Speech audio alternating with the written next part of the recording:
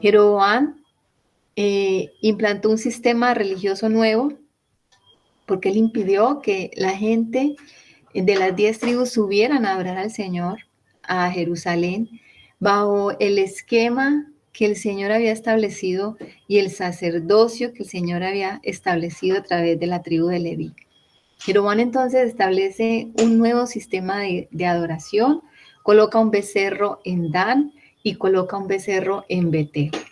Y ellos van a adorar a Dios allí, supuestamente ese es Jehová, el Dios que les sacó de Egipto, en una falsa idolatría, en una falsa adoración a Dios. Y también establece un sacerdocio extraño. Cualquiera que decía yo quiero ser sacerdote, él lo colocaba allí en el servicio del sacerdocio. Y eso no fue lo que el Señor estableció. De ahí en adelante todos estos reyes hicieron lo mismo. Ninguno cambió el sistema de adoración y todos permanecieron allí en lo malo. Eso le llama la Biblia lo malo, los caminos de Jeroboam. Desde la dinastía de Jehú, que lo vimos, que fue el que trajo juicio a la casa de Acab, desde esa dinastía, nosotros vemos que el Señor hizo una promesa a Jehú y le dijo que iba a estar 4 generaciones. Se ha cumplido, hasta ahora hemos visto 3 de esas generaciones, hoy vamos a ver la última generación de Jehú. Y de ahí en adelante vamos a ver unos reinados muy cortos, unos reinados realmente conspiraciones y unos reinados muy cortos, hasta que Israel va a terminar en el cautiverio. Entonces, esta noche vamos a terminar el capítulo 15, que quedamos allí creo que un poco a la mitad, comenzando este capítulo porque estuvimos estudiando hace 8 días la historia del rey Usías. ¿Recuerdan la historia del rey Usías? Que fue un rey que hizo lo bueno ante los ojos del Señor. Usías era el rey de Judá, descendiente de David. Comenzó a reinar muy pequeño, como a los 16 años, y desde allí nunca se apartó, reinó como por 52 años, creo, en Israel, en Judá, y él hizo lo bueno ante los ojos del Señor. Fue un rey muy próspero. Nosotros vimos hace 8 días que este rey eh, innovó en la parte de la guerra, hicieron unas máquinas de guerra importantes. Era un rey que le gustaba la agricultura, que le gustaba la ganadería. Entonces era un rey que el Señor lo prosperó por todos lados. Era un rey que conquistaba los terrenos enemigos y tenía una fama en todas partes, hasta Egipto llegó su fama de la prosperidad de Usías y cómo el Señor lo ayudó en su reinado. Pero al final del reinado de este rey, resulta que este rey se rebela contra el Señor, se enorgullece, se ensoberbece y quiso entrar a quemar incienso al tabernáculo. Y vimos que los sacerdotes entraron detrás de él a impedírselo porque esto estaba en contra de la ley. Los únicos que tienen ese oficio sacerdotal son los que tienen esa libertad y ese derecho de quemar incienso delante de Dios. Así que fueron a sacarlo del templo. Él se enoja muchísimo y Dios lo hiere con lepra en la frente. Entonces estuvimos hablando de la condición de Usías, esa condición de pecador que se manifestó en su frente. También decíamos que tuvo el Señor mucha misericordia de Usías porque la paga de ese pecado tenía que ser la muerte, pero el Señor le preservó la vida, pero lo humilló, porque Usías tuvo que salir humillado del templo y tuvo que esconderse en la casa, en una de las casas reales, porque nunca más pudo Usías volver al templo porque ningún leproso podía entrar al tabernáculo del Señor, ni tampoco tener contacto con nadie. Así que su hijo fue el que tuvo que hacerse cargo de los asuntos de gobierno. Mientras su padre vivía, él lo consultaba, pero Usías nunca más pudo salir. y así le humilló el Señor. Este hombre pues termina de esa manera, ¿no?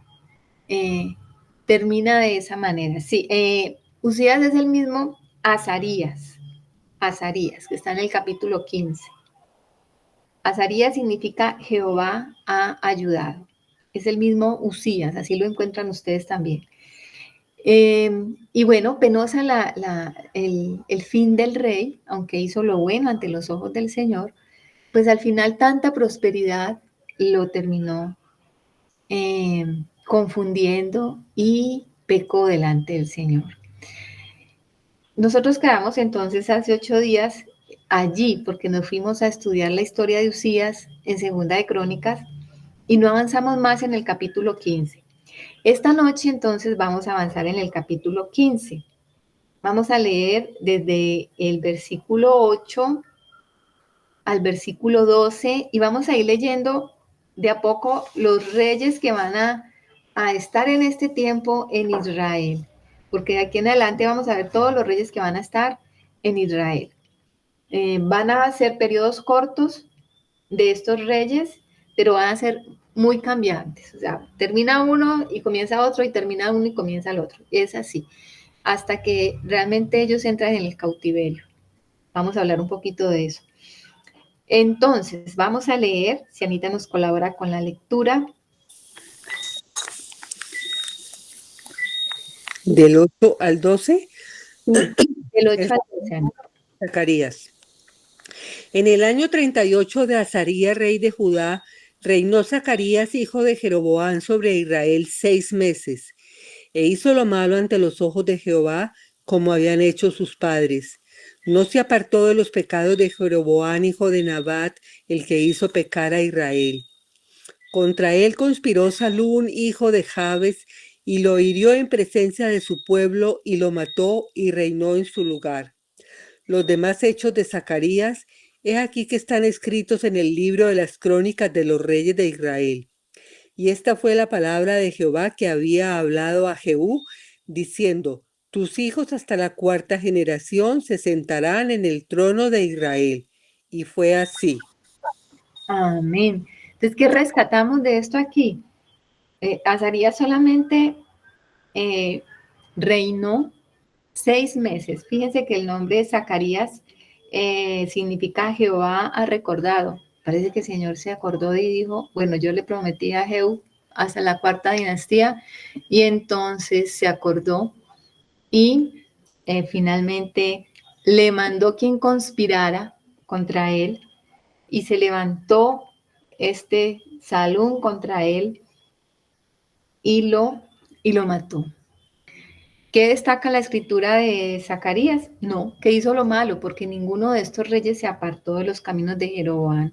Lo que ya hablamos hace un rato, de ese culto idolátrico, de ese culto que no era, ninguno se apartó.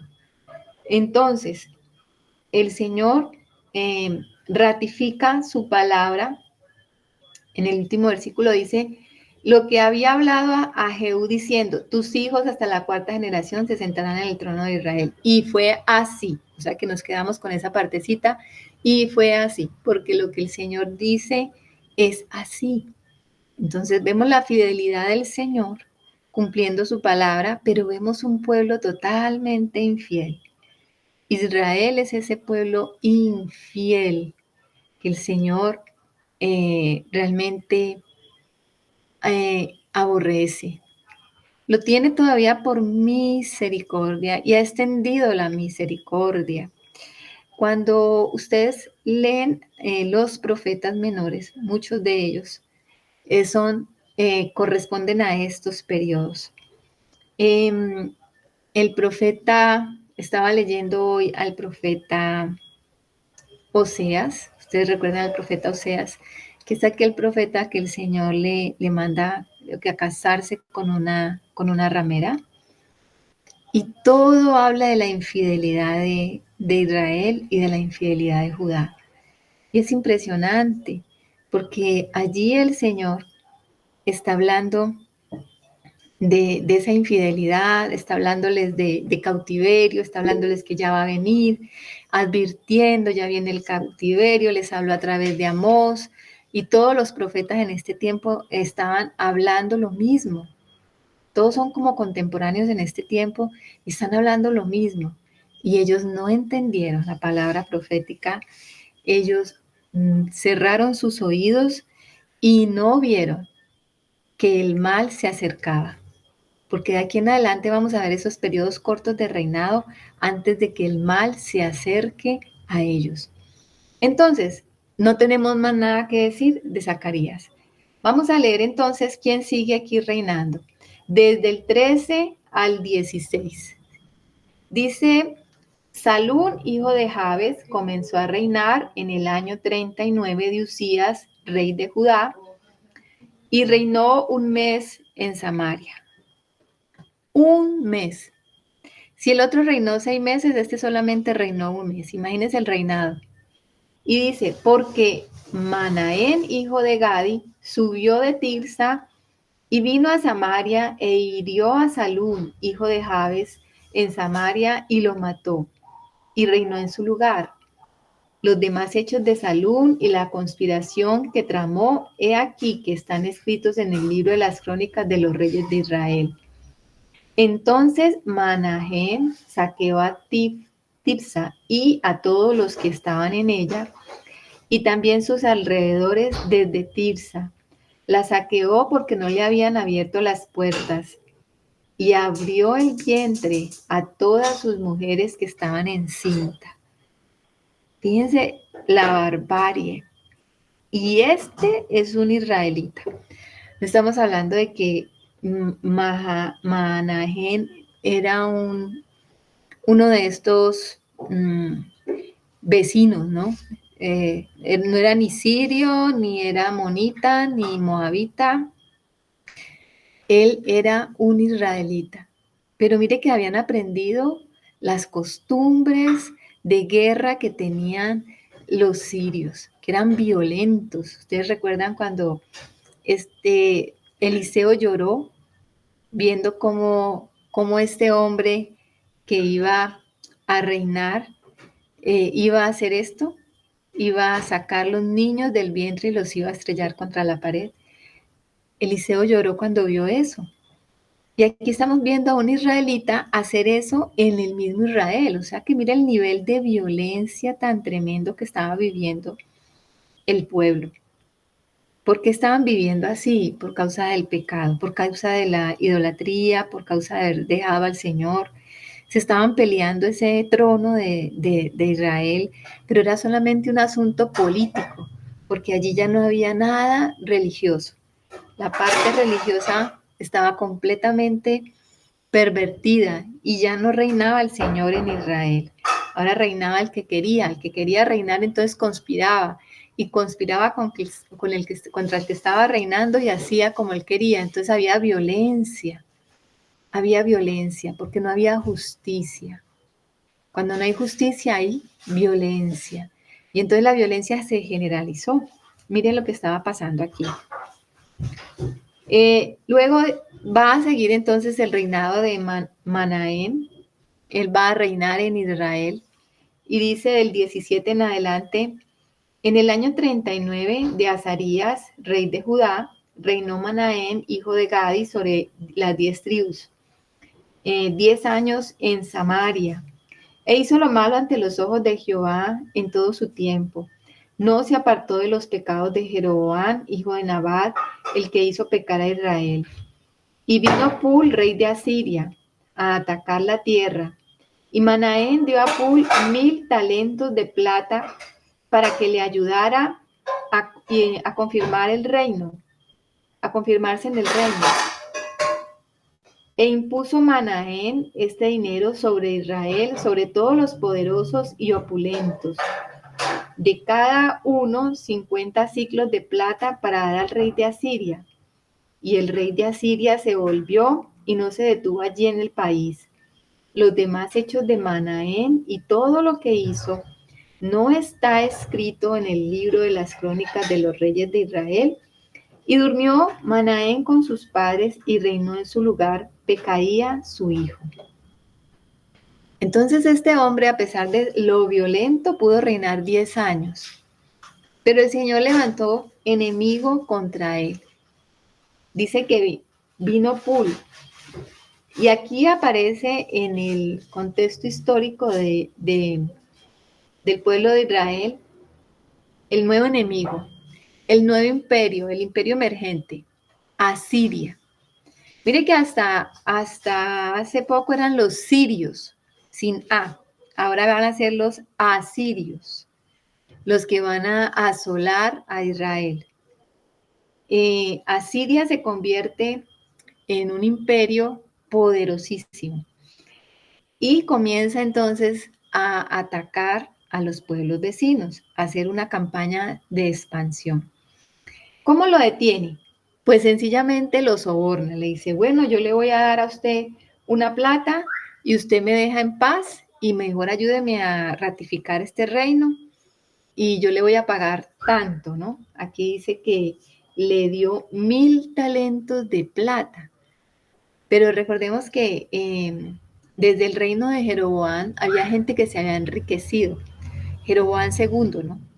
En este reino, como él reinó 40 y creo que fue 40 o 42 años, el reino de Jeroboam se caracterizó por prosperidad económica, pero también había mucha injusticia social. Los ricos oprimían a los pobres, según lo que los profetas estaban denunciando. Entonces, ¿qué pasó aquí? Que Mahanaén lo que hizo fue subirle los impuestos a los ricos. ¿Qué les parece algo conocido por aquí? Cualquier parecido con la realidad nuestra actual en política, eh, o sea, es igualito. Entonces le puso ese impuesto, se lo trasladó. No tenía, o sea, el rey no tenía cómo pagar estos 1000 talentos de plata. Y lo que hizo fue coger a los ricos y decirle, bueno, ustedes tienen que darme 50, creo que les pidió 50 ciclos de plata para dar al rey de Asiria. O sea que les trasladó la carga a los ricos. Obviamente que esto iba a comenzar a tener y a traer problemas. Siempre que hacen estas cosas, se suben los impuestos, pues al pueblo no le gusta. Así que comienzan los problemas políticos.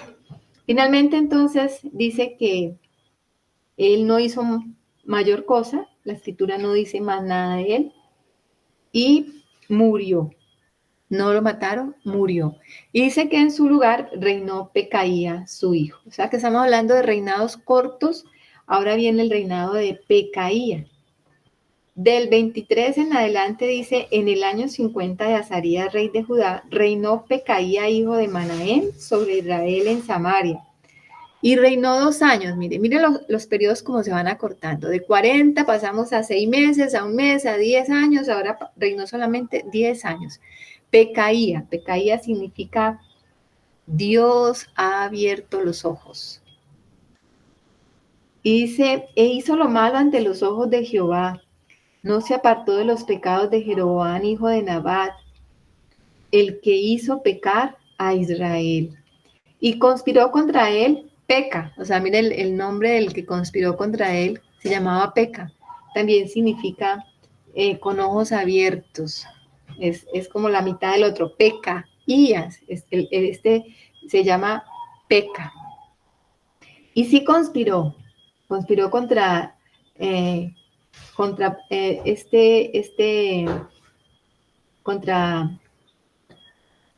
Pecaías. Era un capitán, dice que era capitán suyo, y lo hirió en Samaria, en el palacio de la casa real, en compañía de Argob y de Arie y de 50 hombres de los hijos de los Galaditas, y lo mató y reinó en su lugar. Los demás hechos de Pecaía y todo lo que hizo, he aquí que están escritos en el libro de las crónicas de los reyes de Israel. 2 años nada más reinó Pecaía. Y seguramente, pues el pueblo estaba inconforme y conspiraron. O sea, era como golpes de Estado. Venía un rey y venía el golpe de Estado, lo bajaban y reinaba el otro. Pero los golpes de Estado aquí eran matando, ¿no? Mataban a aquella persona que estaba allí para subir el otro. Entonces vemos que esto va a pasar en un periodo muy corto. Luego va a reinar entonces Peca, porque este fue el que conspiró, y dice en el año 52 de Azarías, o sea, del mismo rey Usías, rey de Judá, reinó Peca, hijo de Remalías, sobre Israel en Samaria, y reinó 20 años, e hizo lo malo ante los ojos de Jehová. No se apartó de los pecados de Jeroboam, hijo de Nabat, el que hizo pecar a Israel. En los días de Peca, rey de Israel, vino Tiglat-Pileser, rey de los asirios, y tomó a Hijón, Abel, Bet, Maca, Janoa, Sedes, Azor, Galaad, Galilea y toda la tierra de Neftalí, y los llevó cautivos a Asiria. Y Oseas, hijo de Ela, conspiró contra Peca, hijo de Remalías, y lo hirió y lo mató, y reinó en su lugar, a los 20 años de Jotán, hijo de Usías. Los demás hechos de Peca y todo lo que hizo, he aquí, están escritos en el libro de las crónicas de los reyes de Israel. Entonces, fíjense lo que aconteció. Estaba reinando este Pecaías porque había conspirado contra, estaba reinando Peca que había conspirado contra Pecaías. Y vino el rey de Asiria, o sea que no le sirvió, bueno, por algún tiempo sirvió el soborno de los mil talentos, pero ahora estaba reinando otro rey que se llamaba Tiglat-Pileser. Y resulta que este siguió con su campaña de expansión y comenzó a conquistar territorio y vino y atacó a Israel. Asiria. Bueno, el imperio asirio es un imperio que habitó la antigua región de la Alta Mesopotamia, o sea, estaba al norte. ¿De dónde toma su nombre Asiria, los asirios? De Asur. Asur es su capital, la ciudad capital de ellos, de ahí toman el nombre, pero también Asur se llama, es su principal dios. Su principal dios se llama Asur. Y de allí ellos toman el nombre, asirios, de ahí viene. La ciudad fue fundada a las orillas de Tigris. Más o menos la fundación está fechada y los comienzos de los asirios como pueblo, como reinado, como imperio, están en el 2025 años antes del Señor Jesucristo. Esa es la fecha, 2025 años antes del Señor. Ellos estaban en el norte de lo que hoy es la actual Irak. O sea, ustedes hoy en día pues, situamos más fácil a Irak. Ellos estaban en esa región, allá arriba en el norte. Su historia abarca un periodo de más de 1500 años. O sea, ellos tuvieron una existencia bastante larga. Dominaron un amplio territorio desde la Alta Mesopotamia hasta Egipto. Su poder económico les permitió organizarse y comenzar a conquistar los pueblos vecinos. ¿Cómo surgió este imperio? Como todos los imperios surgen, a través del poder económico. Fíjese que leyendo un poco sobre esto, uno se sitúa en el momento y comienza a ver los reinos emergentes en este tiempo, ¿no? Los imperios. Entonces uno ve una China, ¿no? Una China comunista que a través de la economía comenzaba a conquistar el mundo. O uno ve Estados Unidos, ¿no? Porque se convirtieron en un imperio por la parte económica. Pero esa parte económica hizo que la gente se enriqueciera, la gente que pertenecía a la aristocracia comenzó a tener esos deseos de expansión y entonces formaron ejércitos. se hicieron de un gran poder militar, con armas de hierro y tecnología de avanzada. Los asirios para su época, como tenían poder económico, comenzaron a hacer armas que nadie tenía. Tenían caballería y carruajes y armas de hierro. Y cuando venían, arrasaban con todos. Eran unos ejércitos supremamente violentos. Por eso es que los pueblos le tenían tanto miedo. Y por eso es que les sobornaban, o sea, les pagaban tributo, pero déjeme en paz, váyase y no se meta conmigo, porque eran supremamente violentos.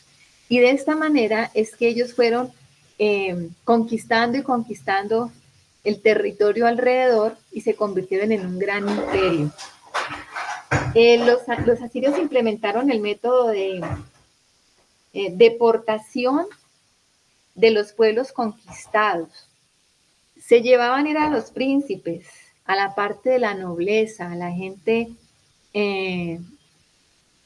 no a la gente pobre la dejaban allí en la tierra, pero los príncipes, la gente mejor preparada, los profesionales, digamos así, la gente de conocimiento, eran los que ellos se llevaban.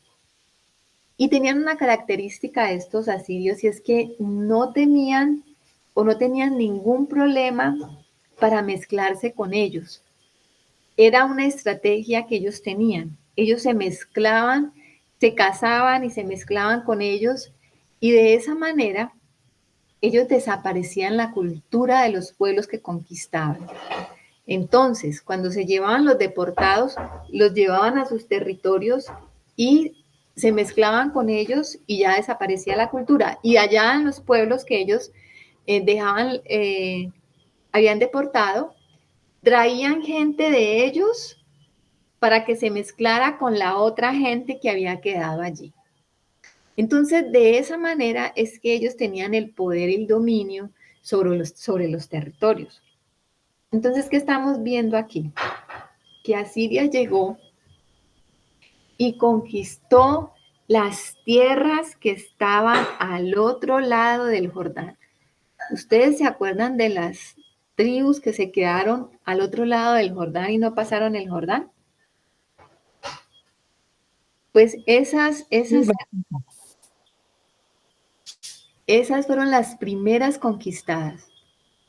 Todas estas ciudades que estaban aquí, algunas no, estaban al otro lado, pero la mayoría pertenecían a esas tribus, a Neftalí, a Adán, ¿recuerdan? Y Manasés, que estaban al otro lado. Y allí fue que empezaron ellos a conquistar y se quedaron con esa tierra y se llevaron a las personas. Se las llevaron cautivas. Pero esta no es la gran deportación. Estos son los comienzos de dolores, porque aquí no está ocurriendo la gran deportación, apenas es una partecita, porque Asiria está emergiendo como el gran imperio y todavía no tiene el poder para llevarse a todo Israel, pero es algo que va a pasar más adelante. Ustedes recuerdan que cuando hablaban del Señor y decían que el Señor era de Galilea, los fariseos decían, ¿y de allí puede salir algo bueno? ¿Por qué decían eso? Justamente por lo que estamos hablando. Porque Galilea también, cuando los asirios se llevaron en cautiverio a los israelitas de Galilea, dejaron algunos allí, pero trajeron a otros asirios o a otros pueblos que ellos tenían allí a Galilea y empezaron a mezclarse. O sea que ellos consideraban que en Galilea no había gente tan pura, habían muchas mezclas, no había gente pura, israelita, sino que había gente era mezclada. Y por eso dijeron así, ¿de Galilea puede salir algo bueno? Fíjense que el Señor ya había empezado a hablarle a Israel a través de los profetas que iba a venir el cautiverio. El Señor ya había comenzado a advertir esto. En Amós, cuando ustedes leen el profeta Amós, allí el Señor está advirtiendo que todo esto va a pasar, pero ellos no quisieron oír, porque Amós empezó a hablar de esto cuando estaban en el reinado de Jeroboam, o sea, 22 años antes había profetizado Amós sobre este cautiverio. Realmente vimos estos reyes desde Zacarías, que fue el que heredó el reinado de Jeroboam, hasta Peca, y son 22 años, 7 meses de estos reyes, y vino entonces a Siria y los llevó cautivos a estos pueblos, a estas regiones. Aquí comenzaba el principio de dolores porque todavía no era el gran cautiverio. El gran cautiverio va a venir luego, cuando van a ser deportadas las 10 tribus en su totalidad. Entonces aquí termina el reinado de Peca y pasa la historia a Judá. Vamos entonces a leer desde el 32 al 38. Va a comenzar el reinado de Jotán.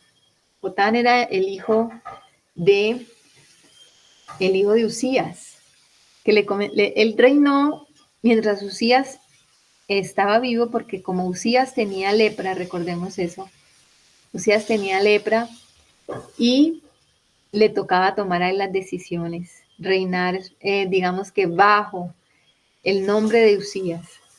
Dice aquí, en el segundo año de Peca, hijo de Remalías, rey de Israel, comenzó a reinar Jotán, hijo de Usías, rey de Judá.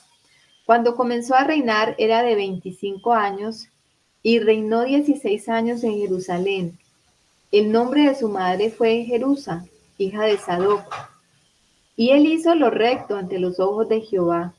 Hizo conforme a todas las cosas que había hecho su padre Usías. Con todo eso, los lugares altos no fueron quitados, porque el pueblo sacrificaba aún, y quemaban incienso en los lugares altos. Edificó él la puerta más alta de la casa de Jehová. Los demás hechos de Jotán y todo lo que hizo no está escrito en el libro de las crónicas de los reyes de Judá. En aquel tiempo comenzó Jehová a enviar contra Judá a Rezín, rey de Siria, y a Peca, hijo de Remalías. Y durmió Jotán con sus padres y fue sepultado con ellos en la ciudad de David su padre, y reinó en su lugar Acaz su hijo. Bueno, entonces acá de Jotán. No vamos a leer en Crónicas porque prácticamente dice lo mismo. La escritura no va a decir mucho de Jotán, porque él hizo lo recto ante los ojos del Señor, no hizo los mayores cambios, solo edificó, dice, la puerta más alta en el templo, porque el templo para este tiempo ya había sido restaurado y lo estaban añadiendo cosas, ¿no? Y aquí se hizo una puerta, eso se resalta, pero también se resalta algo, y es que el pueblo durante este reinado, él, aunque hizo algunas reformas externas al templo, no hizo ninguna reforma en el corazón del pueblo. Como que fue un rey que se limitó a hacer las cosas conforme se hacían, digamos, bien hechas. Cuando dice que hizo lo bueno es porque permanecía dentro del culto que el Señor había establecido, e hizo lo mismo que su papá, buscando al Señor y haciendo esas cosas, pero no hizo más nada. O sea, el pueblo seguía quemando incienso en los lugares altos. No hubo una gran reforma espiritual en el reinado de Jotán. Entonces, digamos que pasó así como planito y solamente reinó 16 años. Ahora, al parecer su influencia espiritual no fue muy buena. Su influencia espiritual no alcanzó a afectar positivamente a su generación. ¿Por qué lo digo? Por lo que vamos a leer a continuación en el capítulo 16. Porque le va a heredar el reinado a Jotán su hijo Acaz. Y este es un rey que va a hacer cosas terribles. Entonces, Jotán significa Jehová es perfecto. Digamos que en ese sentido, él hizo algo como perfecto en su reinado, sí, reinó muy acorde con las cosas, pero no tenía, digamos, como un corazón perfecto delante de Dios, y tampoco sus hijos, y principalmente este que va a heredar el reino, fue impactado por la vida de Jotán. Entonces vamos a ver que a veces hay un rey que impacta la vida de sus hijos para bien y otros que no, porque van a hacer lo malo ante los ojos del Señor. Aquí entonces termina el capítulo 15, un capítulo bastante congestionado, conmocionado, digamos lo mejor, porque muchos cambios, por lo menos al lado de Israel. En 22 años, 7 meses, hubo 5 reyes y quedaron a portas de un cautiverio total. O sea que la historia aquí con Israel es terrible. Ahora vamos a ver entonces qué pasa en el lado de Judá, con el reinado de Acaz.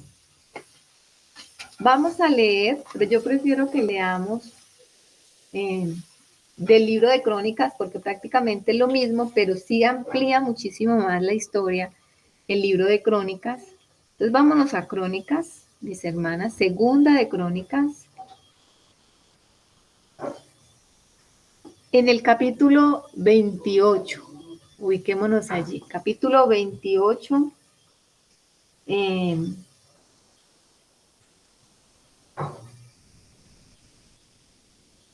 del libro de Segunda de Crónicas. Y vamos a leer del 1 al 4. Dice, de 20 años era Acaz cuando comenzó a reinar, y 16 años reinó en Jerusalén. Mas no hizo lo recto ante los ojos de Jehová como David su padre. De que siempre vamos a ver la referencia de lo bueno es David. David es el hombre conforme al corazón de Dios, y él es como la talla o la vara con que el Señor va a medir todos los reyes de Israel. Antes anduvo en los caminos de los reyes de Israel, imagínense eso. O sea, ya por ahí podemos darnos cuenta que este era un rey de perverso corazón. Y además hizo imágenes fundidas a los Baales, ¿cómo les parece? Quemó también incienso en el valle de los hijos de Hinón. El valle de los hijos de Hinón. Este valle, alguna vez nosotros estudiamos eso, porque el valle de los hijos de Hinón es la misma Gehenna. Allí en el valle de Hinón era donde se quemaban las basuras, pero además de eso se hacían unos cultos horrorosos. Y mire lo que hizo él. Y además hizo imágenes fundidas de los Baales, quemó también incienso en el valle de los hijos de Hinón, e hizo pasar a sus hijos por fuego, conforme a las abominaciones de las naciones que Jehová había arrojado de la presencia de los hijos de Israel. Este valle está a las afueras de Jerusalén, y ahí se quemaban las basuras y eso ardía, ¿no? Y allí también se hacían estos cultos terribles, y dice la escritura que hizo pasar a sus hijos por fuego. Ustedes recuerdan a este dios Moloch, que era esa deidad cananea que la hacían hueca por dentro. Era como la imagen de un toro con cuernos, y la boca abierta, y tenía los brazos extendidos, y le ponían los niños en los brazos, y con una palanca los tiraban porque adentro era hueco y adentro prendían fuego, y tiraban a los niños adentro como un sacrificio a este dios Moloco. Imagínense lo que este rey hizo con sus hijos. O sea, fue espantoso lo que hizo este rey. Quemó a sus hijos. Y dice que conforme a las abominaciones de las naciones que Jehová había arrojado de la presencia de los hijos de Israel. Asimismo, sacrificó y quemó incienso en los lugares altos, en los collados y debajo de todo árbol frondoso. ¿Cómo les parece?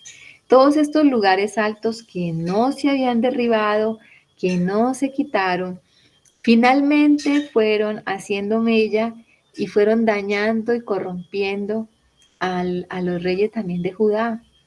Y sobre todo este rey se corrompió a ese nivel. Empezó a sacrificar, a llevar incienso, a adorar ídolos, a buscar la prosperidad, porque eso lo hacían para buscar la prosperidad. Cuando dice que usaban estos árboles frondosos, era por eso, porque querían buscar siempre la prosperidad. Entonces, allí en el versículo 5 dice, por lo cual Jehová su Dios lo entregó en manos del rey de los sirios, los cuales lo derrotaron y le tomaron gran número de prisioneros que llevaron a Damasco. Fue también entregado en manos del rey de Israel, el cual lo batió con gran mortandad. O sea, que vino no a Siria, sino Siria, porque todavía estaba Siria, y vino y peleó contra Acaz, y mire que también le tomó cautivos, se llevó una parte en cautiverio a Damasco. Damasco es esa ciudad que hasta hoy era la ciudad más antigua, de la cual profetizó el profeta Isaías que iba a ser destruida, y hasta hace poco permaneció como una de las ciudades con más antigüedades y con reliquias, y era una de esas ciudades que se guardaban porque tenía mucha historia, y miren que finalmente fue destruida en nuestros días. Pues allá fue que fueron llevados algunos de estos rehenes, ¿no? Fueron llevados cautivos a Damasco. Y además de eso, entonces se levantó Peca, que era el rey de Israel, en una guerra civil y también atacó a Acaz. Pero todo esto lo permitía el Señor, ¿por qué? Lo permitía por la idolatría, por la desobediencia, por el dolor del corazón del Señor, de la infidelidad de su pueblo. Se habían olvidado del verdadero Dios y habían tomado los ídolos. Entonces, el Señor permite estas eh, ataques y estas incursiones del enemigo para debilitar a Acaz.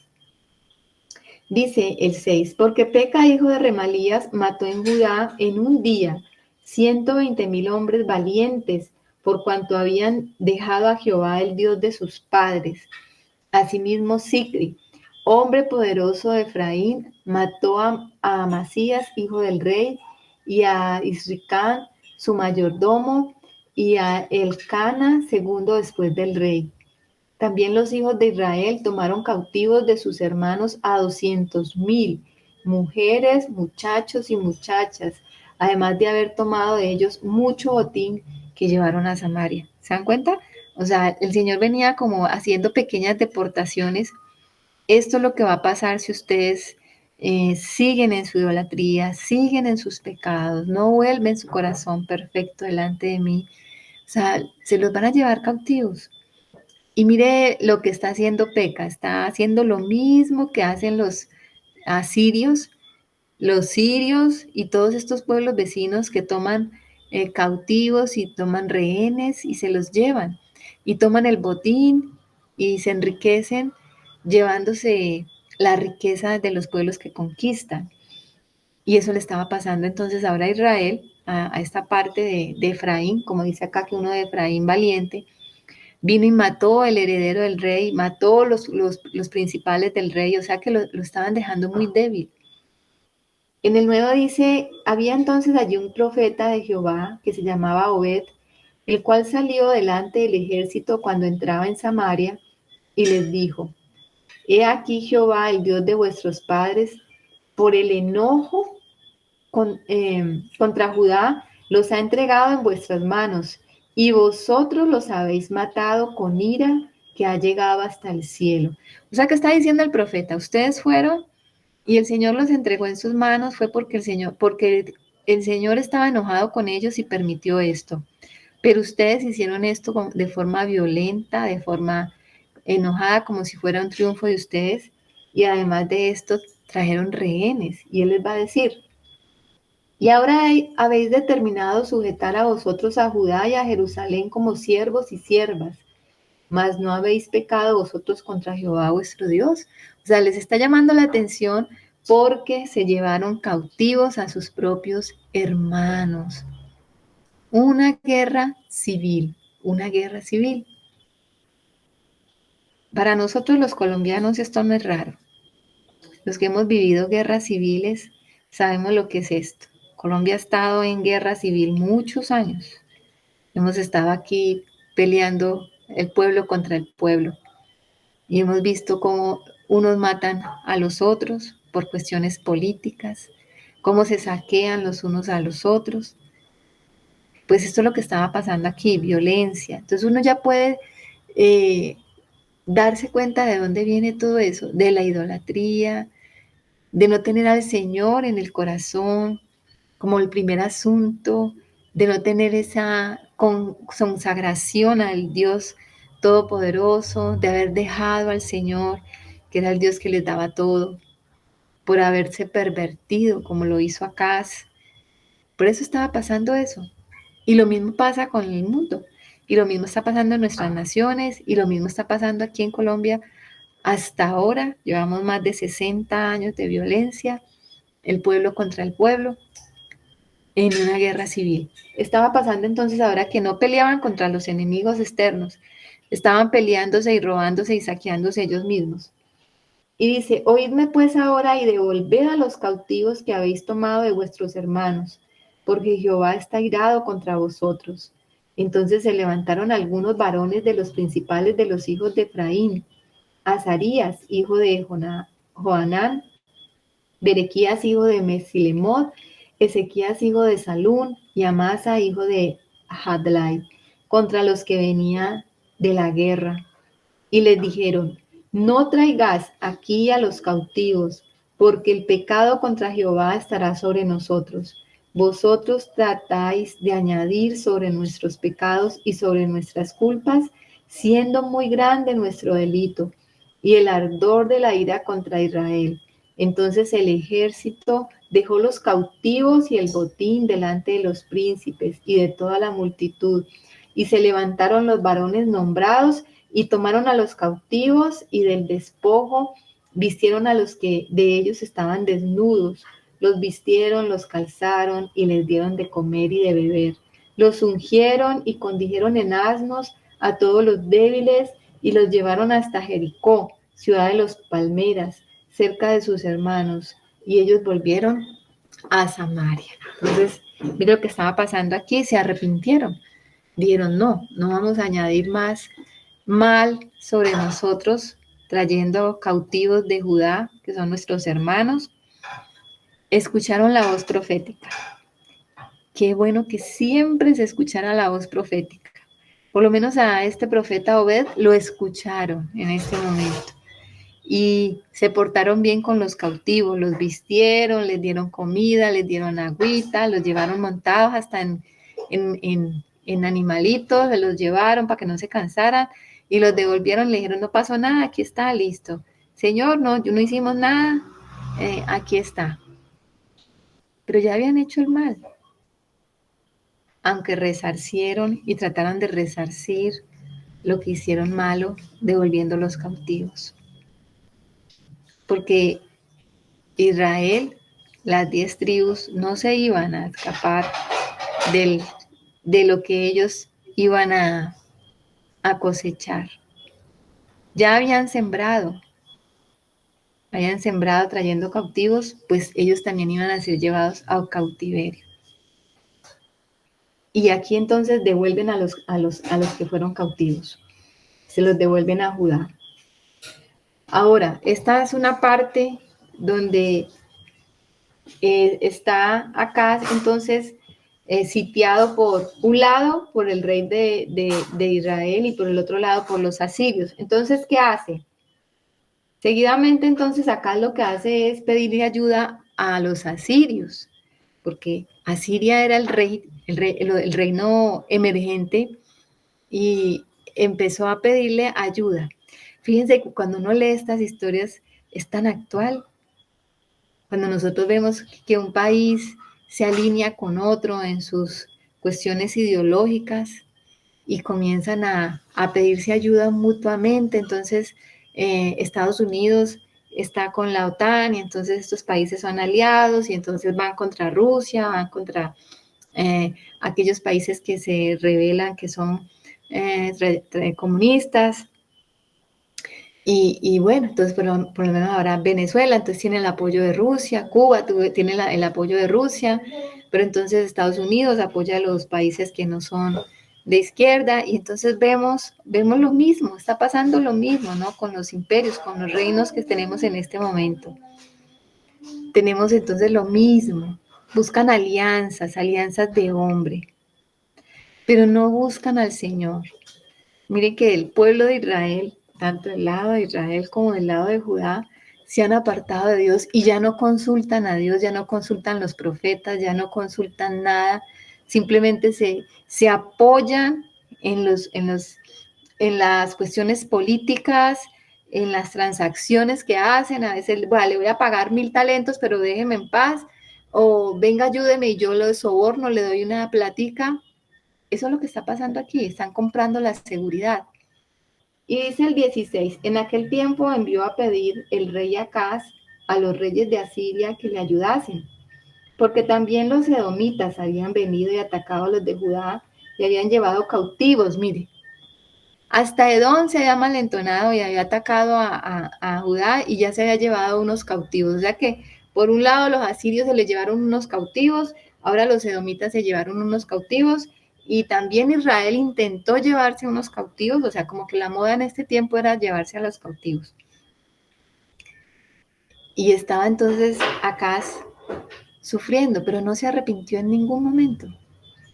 Y dice, asimismo, los filisteos se habían extendido por las ciudades de la Céfela y del Negev de Judá y habían tomado Bet-Semes, Ajalón, Gederot, Soco con sus aldeas, Timna también con sus aldeas y Ginzo con sus aldeas y habitaban en ellas, porque Jehová había humillado a Judá por causa de Acaz, rey de Israel, por cuanto él había actuado desenfrenadamente en Judá y había prevaricado gravemente contra Jehová. También vino contra él Tiglat-Pileser, rey de los asirios, quien lo redujo a estrechez y no lo fortaleció. No obstante que despojó acá la casa de Jehová y la casa real y las de los príncipes para dar al rey de los asirios, este no lo ayudó. ¿Cómo le parece?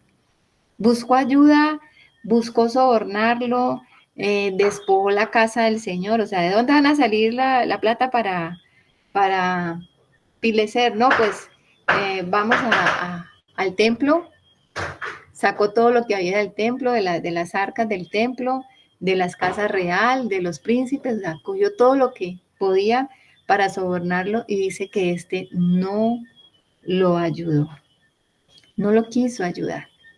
Entonces aquí vemos cómo el Señor está pagándole a Acaz por su desobediencia. Le está pagando por lo que hizo. Le está pagando porque no hizo lo recto ante sus ojos, porque se pervirtió. El 22.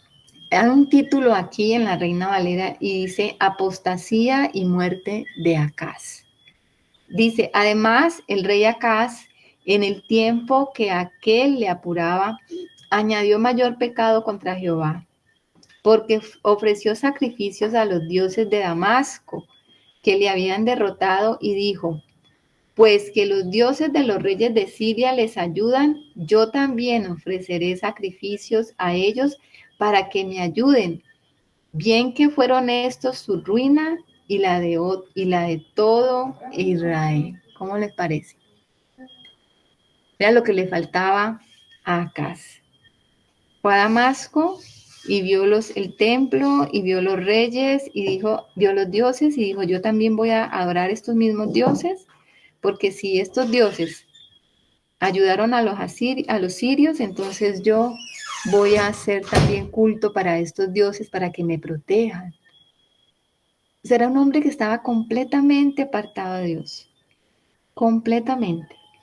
En el 24 dice, además de eso, recogió Acaz los utensilios de la casa de Dios y los quebró, y cerró las puertas de la casa de Jehová, y se hizo altares en Jerusalén en todos los rincones.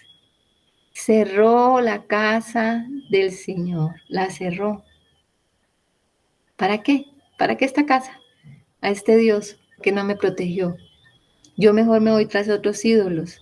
Y en cada rinconcito en Jerusalén hizo un altar para adorar a otros ídolos.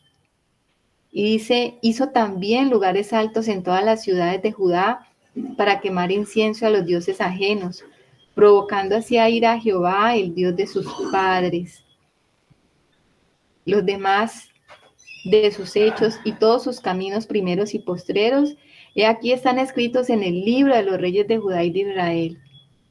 Y durmió Acaz con sus padres y lo sepultaron en la ciudad de Jerusalén, pero no lo metieron en los sepulcros de los reyes de Israel, y reinó en su lugar Ezequías su hijo. Volvamos aquí a Segunda de Reyes, mis hermanas, porque acaba de decir algo importante con respecto a lo que hizo Acaz.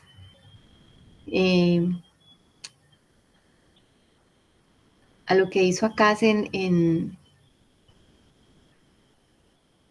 Damasco. Ubiquémonos allí en el 16, capítulo 16 de Segunda de Reyes.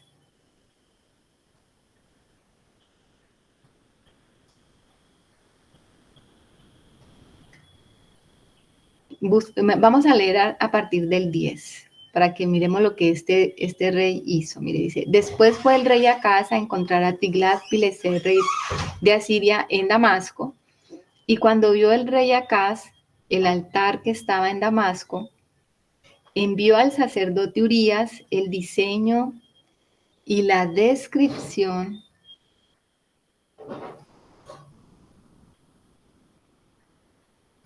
del altar conforme a toda su hechura. Y el sacerdote Urías edificó el altar conforme a todo lo que el rey Acaz había enviado de Damasco.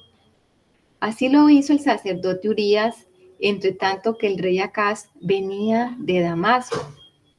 Y luego que el rey vino de Damasco y vio el altar, se acercó el rey a él, y ofreció sacrificios en él, y encendió su holocausto y su ofrenda, y derramó sus libaciones, y esparció la sangre de sus sacrificios de paz junto al altar. Fíjense lo que hizo. Se fue a Damasco pues a encontrarse con el tal Pileser, a buscar ayuda, a sobornarlo, y ese no le dio ninguna ayuda, pero lo que hizo fue buscar, copiar el altar de los ídolos que tenían allá en Damasco, y le mandó todo esto al sacerdote, ¿cómo les parece? Urías, el sacerdote de turno, para que hiciera una réplica exacta allí en el templo. Y este sacerdote perverso hizo lo que Acaz le mandó. O sea que aquí estamos viendo una depravación a todo nivel, porque estamos viendo un sacerdote corrupto, un sacerdote que no defendió la casa de Dios como lo hicieron aquellos que entraron detrás del rey Usías, ¿se acuerdan? Porque él iba a quemar incienso y entraron valientemente los sacerdotes detrás de él, como 70 personas, y lo sacaron. Y el Señor hirió a Usías allí con lepra, pero porque los sacerdotes estaban llenos del valor. Aquí este Urías lo que dijo fue, listo, lo que usted diga, mi rey. y hizo todo lo que el rey le dijo. Un altar a dioses extraños. Y cuando el rey vino, entonces, ¿qué hizo? Quemó un sacrificio, un holocausto, una libación, todo lo que hacían en el culto a Dios, pero lo hizo para otros dioses.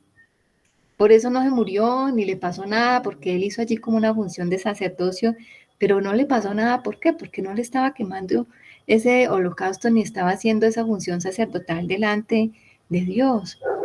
O sea que cuando el sacerdocio está corrompido y el rey está corrompido, todo anda mal.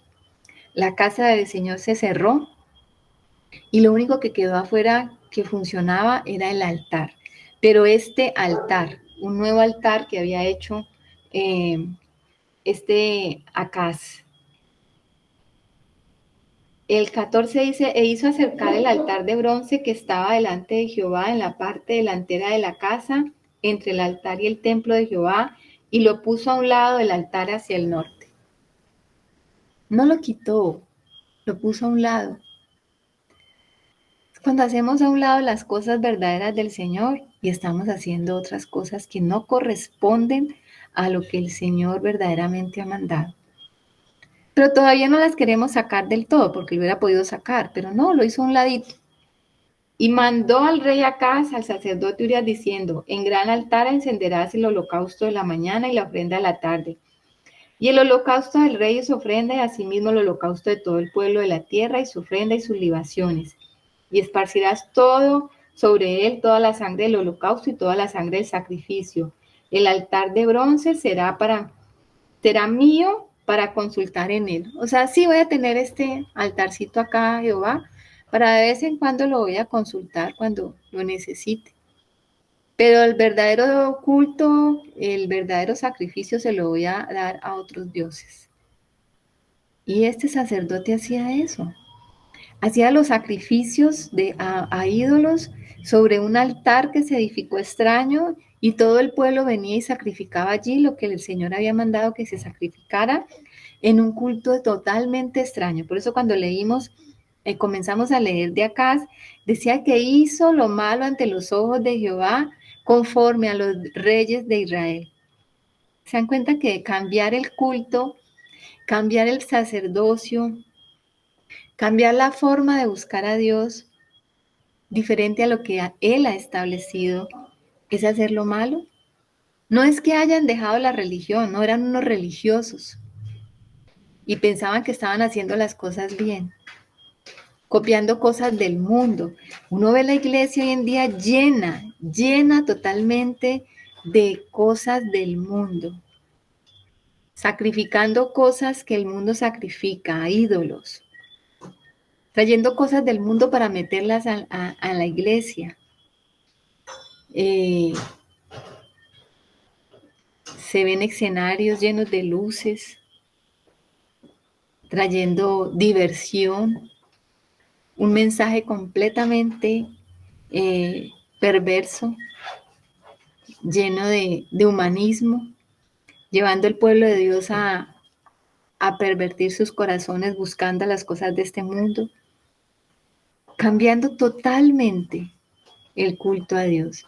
Entonces, cuando uno ve la iglesia hoy en día y la compara con lo que hemos estado viendo en estos libros de Segunda de Reyes y Crónicas, uno se da cuenta de que no estamos muy lejos de esto. Que lo mismo que le ha acontecido a Israel es lo mismo que le ha acontecido a la iglesia. Es lo mismo. Los hijos de Dios están siendo llevados a cautiverio.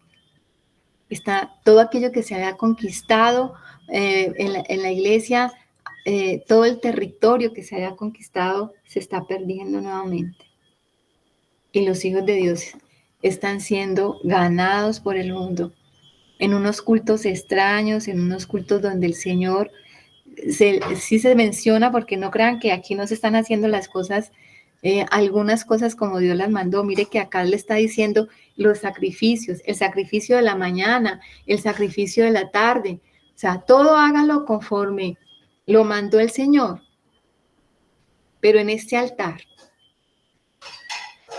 un altar extraño, un altar que no era el verdadero altar de Dios. Y dice, y cortó el rey Acaz los tableros de las basas y les quitó las fuentes y quitó también el mar de sobre los bueyes de bronce que estaban debajo de él y lo puso sobre el suelo de piedra. Asimismo el pórtico para los días de reposo que habían edificado en la casa y el pasadizo de afuera del rey, la del rey. Los quitó del templo de Jehová por causa del rey de Asiria. O sea, quitó todo lo de bronce para poderle dar, pagar ese soborno. Los demás hechos que puso por obra Acaz no están todos escritos en el libro de las crónicas de los reyes de Judá. Y durmió Acaz el rey, y durmió Acaz con sus padres, y fue sepultado con ellos en la ciudad de David, y reinó en su lugar su hijo Ezequías. Bueno, este es el final de Acaz. Finalmente muere. No reina por muchos años, 16, pero suficiente tiempo para hacer 17 años reino. No, el reino, a ver, comenzó a reinar, era 20 años, hizo los reyes. 16 años en Jerusalén, reinó. En estos 16 años fueron suficientes para acabar realmente con la casa del Señor, acabar con el verdadero culto, acabar con la vida espiritual del pueblo de Judá y traer mucho mal sobre ellos, mucho mal. Mire que se los llevaron cautivos por diferentes partes, se los llevaron cautivos, perdieron territorio. Todo esto por un mal rey, un rey perverso de corazón. Y todo esto pues está profetizado, obviamente, en el libro de Isaías también. Isaías va a advertir a los reyes desde Usías, le corresponde también este reinado de Acaz a Isaías. Si nos ubicamos en Isaías capítulo 7, mire cómo comienza diciendo Isaías capítulo 7. Aconteció en los días de Acaz, hijo de Jotam, hijo de Usías, rey de Judá, que Resín, rey de Siria, y Peca, hijo de Remalías, rey de Israel, subieron contra Jerusalén para combatirla, pero no la pudieron tomar. Y vino la nueva a la casa de David diciendo, Siria se ha confederado con Efraín, y se le estremeció el corazón y el corazón de su pueblo como se estremecen los árboles del monte a causa del viento. O sea que le dio mucho miedo. Entonces dijo Jehová a Isaías, sal ahora al encuentro de Acaz, tú y Sear-Jabut, tu hijo, al extremo del acueducto del estanque de arriba, en el camino de la heredad del lavador, y dile, guarda y repósate, no temas ni se turbe tu corazón a causa de estos dos cabos de tizón que humean, por el ardor de la ira de Resín y de Siria, y del hijo de Remalías. ¿Eran qué? Dos pabilos, dos cabos de tizón. Delante de Dios eran eso. No era sino, el Señor dice que Él no apaga el pabilo que humea ni queda la caña cascada. O sea, ya está apagado, simplemente está botando humo. Y la caña cascada ya está quebrada, lo único que le falta es que se seque y ya, se caiga. El Señor no termina de hacer ese trabajo todavía, Él deja que se apague solito. Pero así los veía el Señor. Y entonces mandó a Isaías a darle esta noticia a Acaz. Y dice, vamos contra Judá y arremetémosla y repartámosla entre nosotros y pongamos en medio de ella por rey al hijo de Tabel. O sea, ya tenían inclusive a quién iban a poner de rey en Judá. Por tanto, Jehová el Señor dice así, no subsistirá ni será, porque la cabeza de Siria es Damasco y la cabeza de Damasco Resín. Y dentro de 75 años, Efraín será quebrantado hasta dejar de ser pueblo. Y la cabeza de Efraín es Samaria, y la cabeza de Samaria es el hijo de Remalías. Si vosotros no creyereis, de cierto no permaneceréis. O sea, el Señor le estaba diciendo y le estaba profetizando a Acaz y le estaba diciendo, tranquilo, no se afane, no se preocupe. Venga, que yo lo ayudo.